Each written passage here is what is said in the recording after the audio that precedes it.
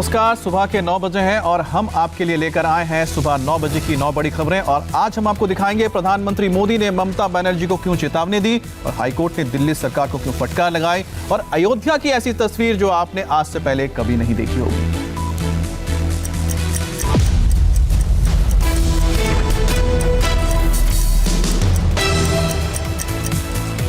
बिहार का चुनाव जीतने के बाद मोदी ने अपने अगले टारगेट का ऐलान किया है और दिल्ली से मोदी ने किसको ललकारा, आप खुद सुनिए। मोदी ने बिहार का चुनाव जीत लिया, दिवाली बाद सीएम पद की शपथ होगी। बिहार की जीत का जश्न मनाते हुए प्रधानमंत्री ने अपनी पार्टी के अगले सियासी टारगेट की तरफ इशारा कर दिया और दिल्ली की धरती से बंगाल में बैठे मुख्यमंत्री ममता बनर्जी को चेतावनी दे दी। मोदी ने राजनीतिक हिंसा के बहाने पश्चिम बंगाल के बारे में बात की और कहा कि लोकतांत्रिक तरीके से मुकाबला नहीं कर पाने पर कुछ लोग बीजेपी कार्यकर्ताओं की हत्या कराने में लगे हैं। चुनाव आते हैं जाते हैं, जय पराजय होता रहता है, कभी ये बैठेगा कभी वो बैठेगा, लेकिन ये मौत का खेल लोकतंत्र में कभी नहीं खेलता।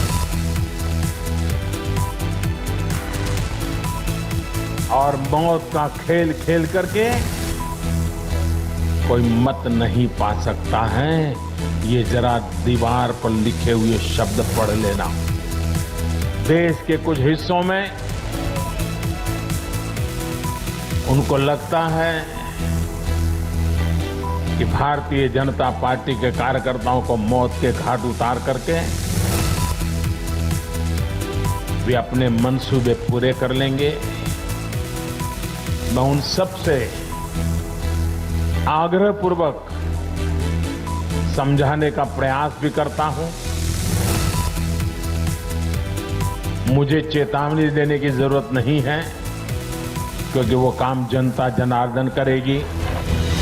पश्चिम बंगाल में अगले साल विधानसभा चुनाव है और बंगाल में लोकसभा चुनाव के नतीजों से उत्साहित बीजेपी को पश्चिम बंगाल विधानसभा चुनाव में भी ऐतिहासिक जीत की उम्मीद है। बिहार का नतीजा एग्जिट पोल से अलग आया है, ऐसा क्यों हुआ इसका राज खुद प्रधानमंत्री मोदी ने खोला। मोदी ने जीत का एक फॉर्मूला बताया और कहा कि जो इस पर अमल करेगा उसे ही विजय मिलेगी।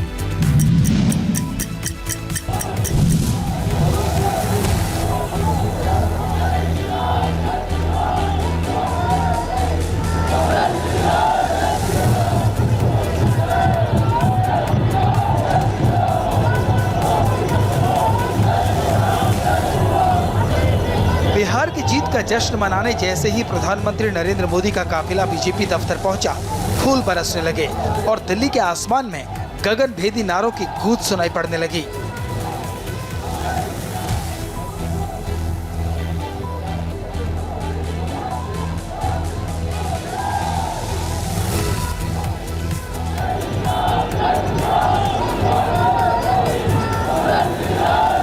मंच पर पहुंचकर मोदी ने मुक्त कंठ से बिहार की जनता का गुणगान शुरू किया और देश को बताया कि आखिर सारे एग्जिट पोल को झूठा साबित करने वाली जीत की वजह क्या थी। बिहार तो सबसे खास है। चुनाव जीतने का एक ही रहस्य है, सबका साथ, सबका विकास, सबका विश्वास। इस मंत्र की जीत हुई है।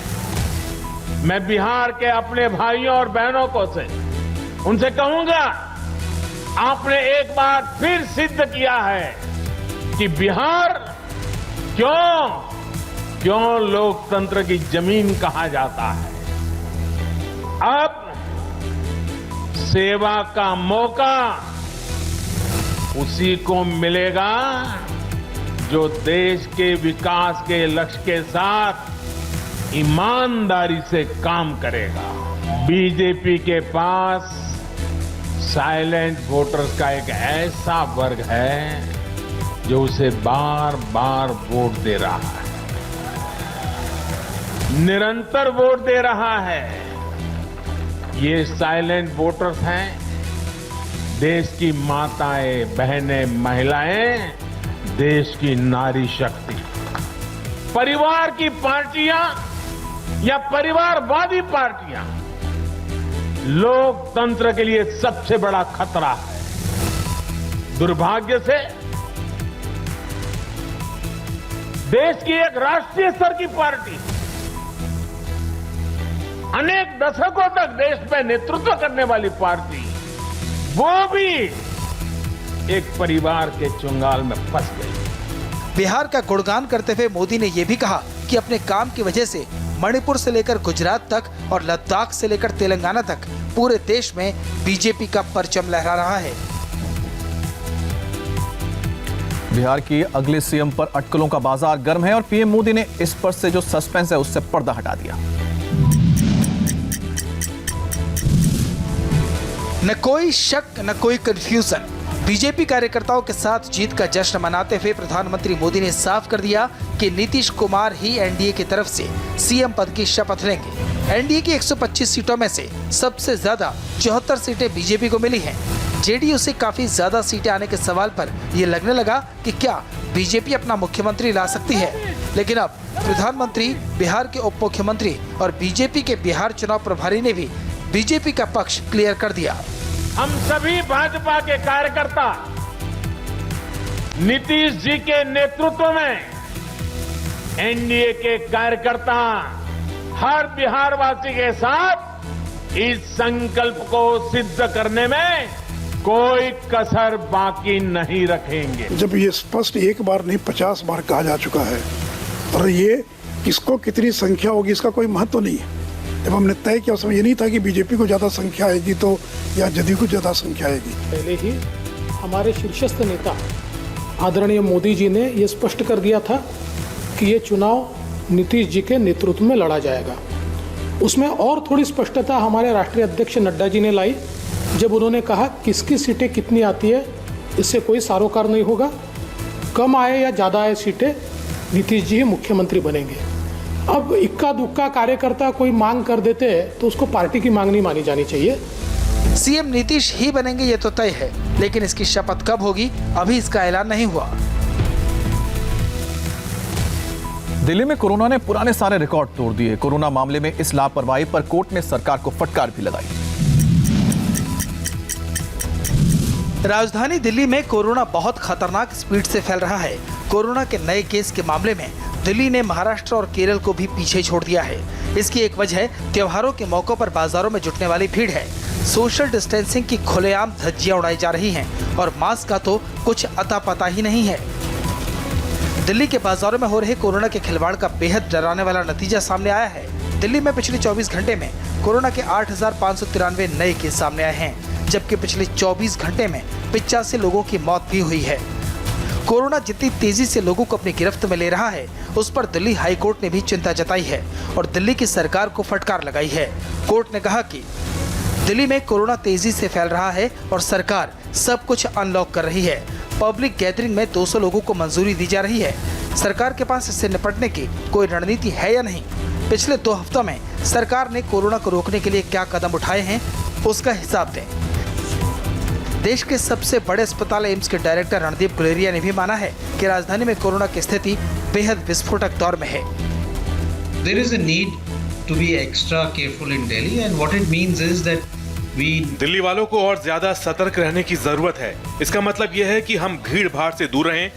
बाजार और भीड़ भाड़ वाली जगहों पर लोग मास्क पहने, क्योंकि अगर आप भीड़ में हैं और खुद ध्यान नहीं दे रहे हैं, मास्क नहीं पहन रहे और कोई एक व्यक्ति जो कोरोना संक्रमित है और उसमें कोई लक्षण ना हो, वो भीड़ में काफी संख्या में लोगों को संक्रमित कर सकता है और वहां से संक्रमित हुए लोग अपने परिवार में जाएंगे, रिश्तेदारों से मिलेंगे और कोरोना फैलाएंगे।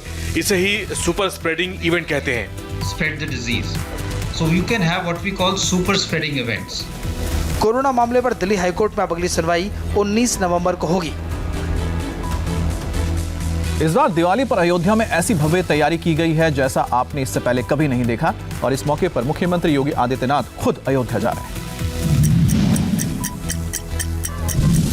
अयोध्या में दिवाली की ऐसी दिव्य तैयारी आज से पहले कभी नहीं देखी गई। दुल्हन की तरह सज गई है भगवान राम की नगरी।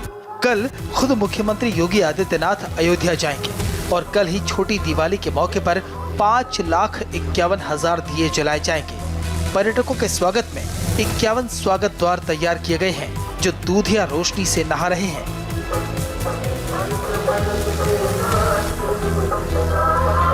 राम मंदिर का निर्माण शुरू होने के बाद ये पहली दिवाली है। भगवान राम के मंदिर में 11,000 दिए जलाने की तैयारी की गई है।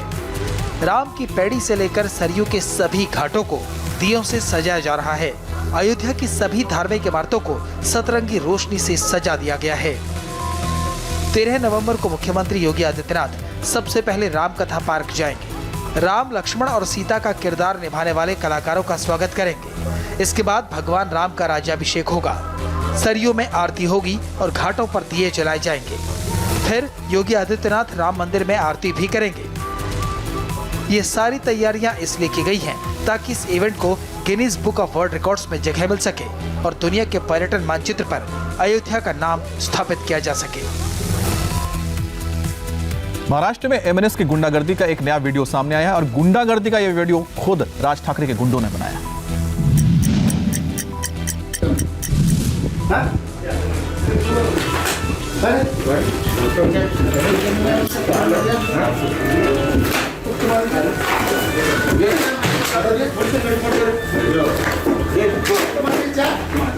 पहले थप्पड़ मारे, फिर फाइल उठाकर मुंह पर मारना शुरू कर दिया।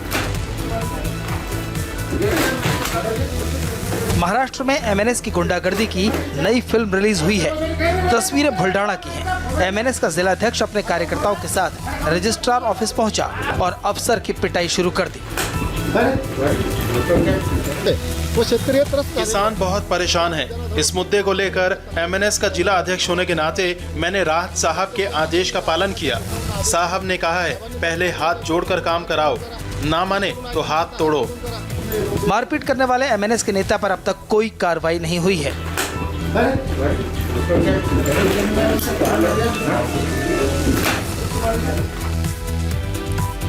यूपी में माफिया पर कानूनी शिकंजे की एक नई तस्वीर सामने आई है। पुलिस ने मुख्तार अंसारी की एक संपत्ति कुर्क कर ली।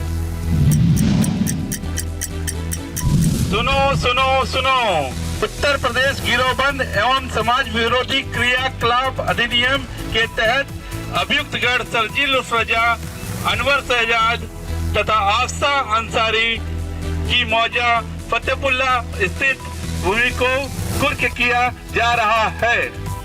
सुनो सुनो सुनो। पुलिस की ये मुनादी यूपी के गाजीपुर में बाहुबली विधायक मुख्तार अंसारी की करोड़ों की संपत्ति कुर्क करते वक्त की गई। यूपी में मुख्तार के कई अवैध कब्जों पर बुलडोजर चल चुका है। 2 दिन पहले भी रजेदार देहाती इलाके में उनके एक कमर्शियल कॉम्प्लेक्स की कुर्की की गई थी। ये संपत्ति मुख्तार अंसारी की पत्नी और बेटे के नाम पर थी। ये जो 341 अराजी नंबर है जिसको कुर्क किया गया है, ये लगभग 5.5 हेक्टेयर भूमि है और सब रजिस्ट्रार गाजीपुर के आकलन के अनुसार इसकी कीमत लगभग 22 करोड़ 23 लाख है। अब तक मुख्तार अंसारी और उसके सहयोगियों की करीब 150 करोड़ रुपए की संपत्ति कुर्क हो चुकी है और 77 हथियारों के लाइसेंस रद्द हो चुके हैं। यूपी की योगी सरकार अपराधियों और बाहुबलियों की संपत्ति जब्त करने के मिशन पर लगी है। पिछले कुछ दिनों में यूपी के कई बाहुबलियों पर कार्रवाई हुई है। यूपी में कानून का ऐसा डर सता रहा है कि गुंडे खुद ही थाने पहुंचकर सरेंडर करें। एक मर्डर का आरोपी खुद ही थाने क्यों पहुंचा, इस रिपोर्ट में आप देखिए। तमंचा कहाँ तुम्हारा? तमंचा गाड़ी में डरा दिए। जब लेके आओ तो बच्चा इसका चौथा ले उसको हिरासत में लो। एक बदमाश थाने पहुंचा और हाथ जोड़कर सरेंडर की गुहार लगाने लगा। तमंचा कहाँ तुम्हारा? तमंचा गाड़ी में डरा दिए। जब लेके आओ तो बच्चा इसका चौथा ले उसको हिरासत में लो। घटना यूपी के बागपत जिले के बड़ौत इलाके की है, जहां मर्डर के एक आरोपी के दिल में एनकाउंटर का इतना खौफ बैठा कि हथियार समेत खुद सरेंडर करने पहुंच गया। पुलिस ने हत्या में शामिल उसका तमंचा भी बरामद कर लिया।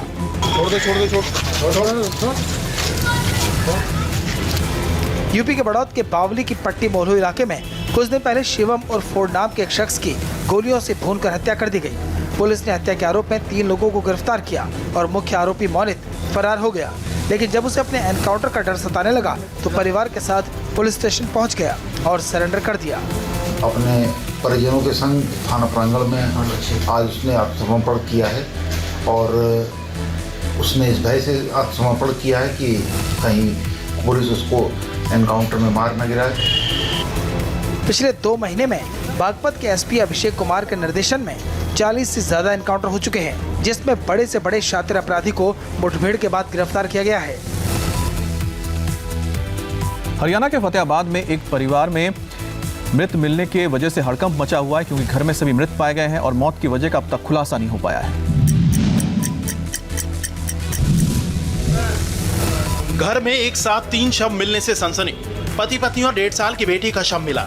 जिसने भी देखा वो सन्न रह गया, जिसने भी सुना वो गमगीन हो गया। घटना हरियाणा के फतेहाबाद के टोहाना इलाके की है। बुधवार सुबह जब परिवार के लोग कमरे से बाहर नहीं निकले तो मकान मालिक को शक हुआ। मकान मालिक ने फौरन पुलिस को सूचना दी। मौके पर पहुंची पुलिस अंदर दाखिल हुई तो उसके होश उड़ गए। 30 साल के सुनील का शव स्टोर रूम में फंदे से लटका था, जबकि पत्नी और बेटी का शव कमरे में पड़ा था। शुरुआती जांच में पुलिस ने खुदकुशी का शक जताया है। जो सुनील है उसका तो क्लियर कट है कि उसने सुसाइड किया है।